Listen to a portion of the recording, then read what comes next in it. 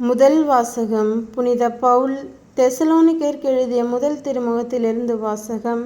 அதிகாரம் 5, இறைவசனங்கள் 1-6 மற்றும் 9-11 முடிய. சகோதர சகோதரிகளே, இவை நடக்கும் காலங்களையும் நேரங்களையும் குறித்து உங்களுக்கு எழுத தேவையில்லை. ஏனெனில் திருடன் இரவில் வருவது போல ஆண்டவருடைய நாள் வரும் என்பதை நீங்கள் திண்ணமாய் தெரிந்திருக்கிறீர்கள். எங்கும் அமைதி, ஆபத்து இல்லை என்று மக்கள் கூறிக்கொண்டிருக்கும் பொழுது கருவுற்றிருப்பவருக்கு வேதனை வருவது போல திடீரென அவர்களுக்கு அழிவு வரும். யாரும் தப்பித்து கொள்ள இயலாது.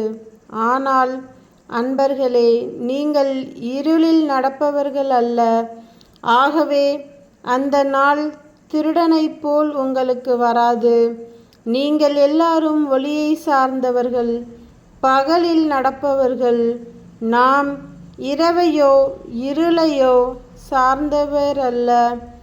ஆகவே மற்றவர்களைப் போல் நாமும் உறங்கலாகாது விழிப்போடு அறிவு தெளிவோடும் இருப்போம். ஏனெனில் கடவுள் நம்மை தம் சினத்துக்கு ஆளாவதற்கு அல்ல, நம் ஆண்டவர் இயேசு கிறிஸ்து வழியாக மீட்பு அடையவே ஏற்படுத்தியுள்ளார்.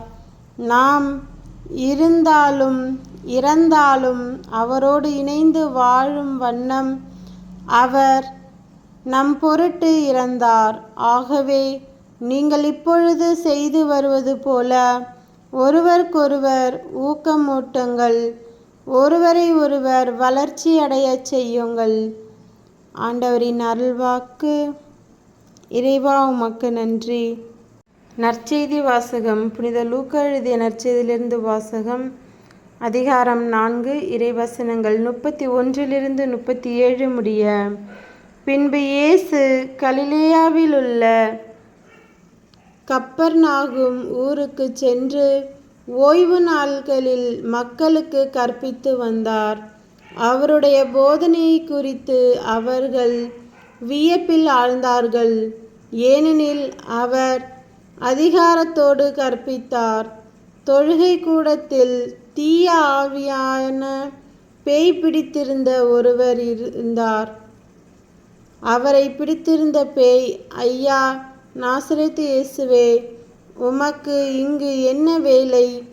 எங்களை ஒழித்துவிடவா வந்தீர்? நீர் யார் என எனக்கு தெரியும். நீர் கடவுளுக்கு அர்ப்பணமானவர் என்று உரத்த குரலில் கத்தியது.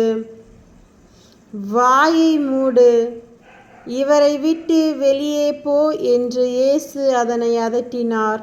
அப்பொழுது பேய் பிடித்தவரை அவர்கள் நடுவே விழச் செய்து அவருக்கு ஒரு தீங்கும் இழைக்காமல் பேய் அவரை விட்டு வெளியேறிற்று.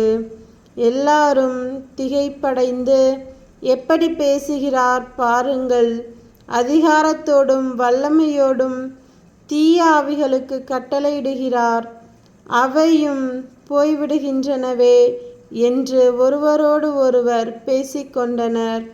அவரை பற்றிய பேச்சு சுற்றுப்புறமெங்கும் பரவியது. கிறிஸ்துவின் நற்செய்தி. கிறிஸ்துவே, உமக்கு புகழ்.